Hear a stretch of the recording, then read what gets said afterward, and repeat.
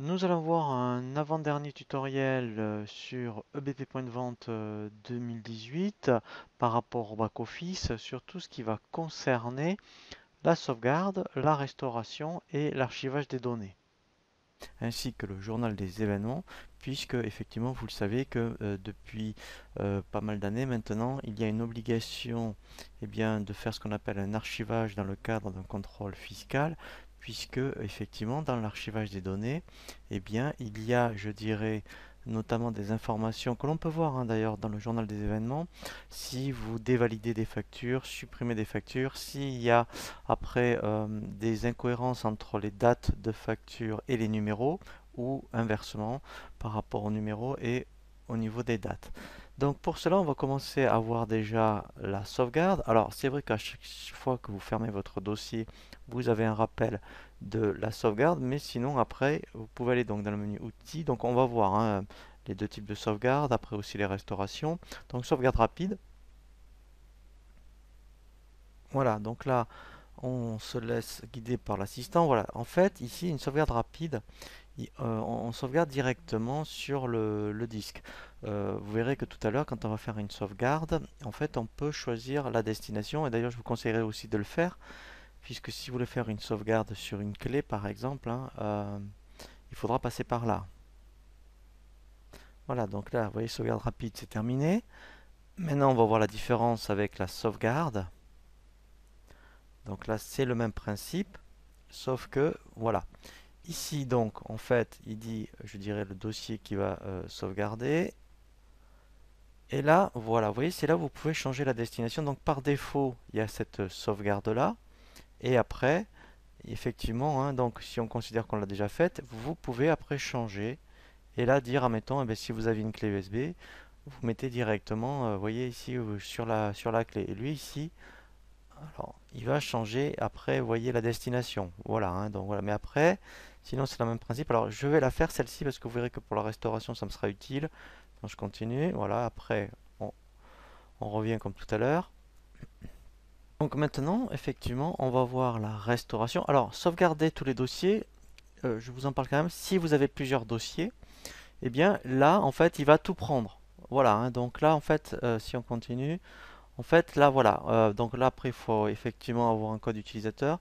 Mais là, en fait, il sort directement, vous voyez, une sauvegarde complète. Là, c'est l'ensemble des dossiers. Donc ensuite, pour la restauration, donc là, en fait, je vais prendre restauration, on va en faire une, vous allez voir, voilà.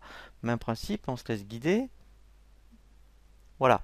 Donc là, en fait, ici, il faut indiquer où se trouve la sauvegarde. Donc d'où l'intérêt d'avoir fait la sauvegarde tout à l'heure où on avait donc la destination. Donc là, je vais aller rechercher mon dossier. Donc dans la liste, voilà, vous voyez, elle est là. Je fais suivant.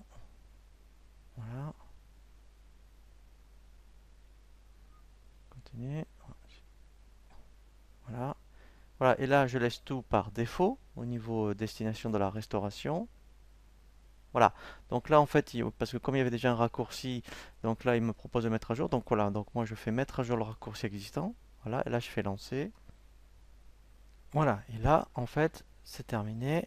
Et là, donc, il m'a remis vraiment la sauvegarde de tout à l'heure.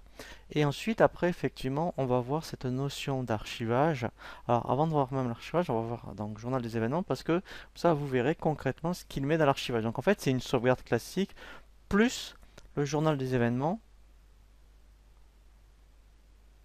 Voilà, donc en fait, dans le journal des événements, voilà, vous voyez, donc là, on voit les onglets. Alors, c'est vrai que si j'ai rien fait, alors là, pas de chance, on voit rien.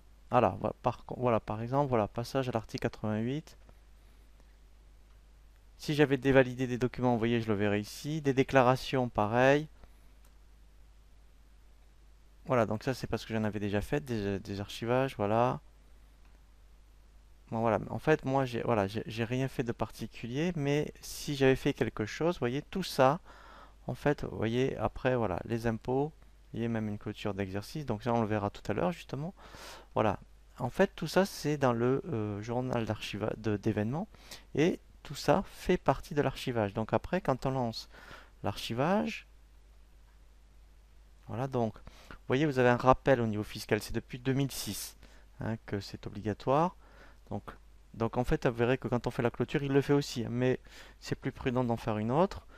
Donc je fais suivant. Donc là, ben, normal, je prends les périodes.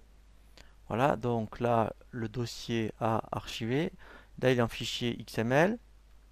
Voilà, donc sinon, si on vous demandait en TXT, vous prendrez CSV. Voilà, je fais suivant. Voilà, et là, je lance. Voilà, et là, vous voyez, donc l'archivage est terminé. Et après, effectivement, si vous avez besoin de l'envoyer aux impôts, il suffit donc d'aller dans le chemin qui vous avez, vous voyez, qui est ici. On le voit bien là, vous voyez.